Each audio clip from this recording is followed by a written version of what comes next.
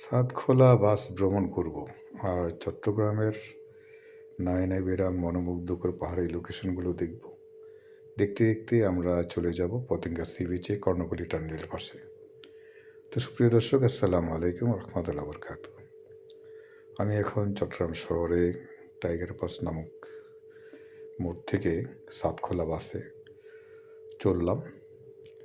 আর এখন আমার গন্তব্য পতেঙ্গা সি বিচ কর্ণফুলী টানেলের পাশে যাব।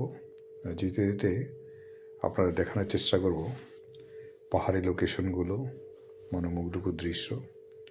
তো বন্ধুরা, দেখতে থাকুন।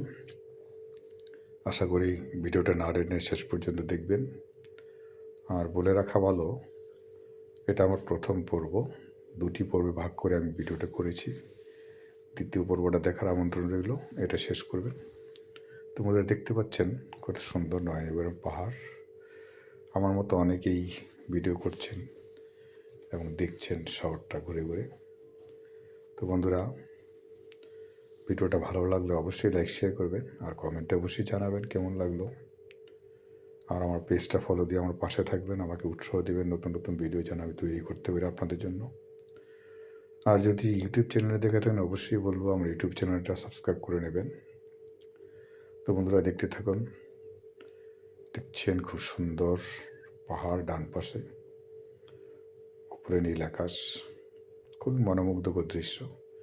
আসলে আমাদের দেশটা না অনেক সুন্দর, আমরা অনেকেই দেখতে পারি না। দেখার আগ্রহ থাকলে হয়তো সময় হয় না, সময় থাকলে অর্থনৈতিক সমস্যা, যে কোনো সমস্যার কারণে আমরা দেখতে পাই না।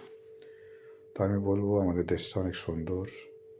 সময় পেলে অবশ্যই বেরিয়ে পড়বেন, মাঝে মধ্যে একটু ঘুরে ফিরে দেখবেন। আর প্রকৃতি আর পাহাড় এগুলো দেখলে অনেক সময় মন মানসিক অনেকটা চাঙ্গা হয়, একঘেয়েমিটা কাটে, নতুন করে কাজের উদ্যমতা বাড়ে, আর নতুন করে স্বপ্ন দেখতে ভালো লাগে। তো বন্ধুরা, দেখতে থাকুন। দেখতে পাচ্ছেন ডান পাশে পাহাড়, নীল আকাশ, কালভারের ডান পাশে দেখতে পাচ্ছেন পাহাড়ি লোকেশন, খুবই মনোমুগ্ধকর লোকেশন। তো বন্ধুরা, দেখতে থাকুন। আর আবারও বারবার বলছি, আমার চ্যানেলটা ইউটিউব চ্যানেলে দেখে থাকলে অবশ্যই সাবস্ক্রাইব করে নেবেন আর ফেসবুক পেজটা অবশ্যই ফলো দিয়ে পাশে থাকবেন। দেখতে পাচ্ছেন কত একটা সুন্দর হাইওয়ে এবং নীল আকাশ উপরে। দেখতে পাচ্ছেন প্রকৃতির গাছ কত সুন্দর করে সাজানো।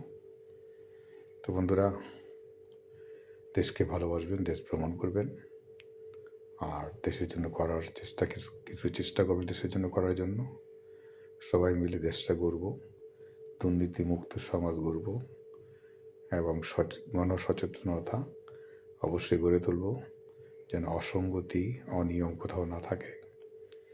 এই বলে আজকের মতো বিদায় নিচ্ছি। নতুন কোনো ভিডিও নিয়ে আসার প্রত্যাশা রাখলাম।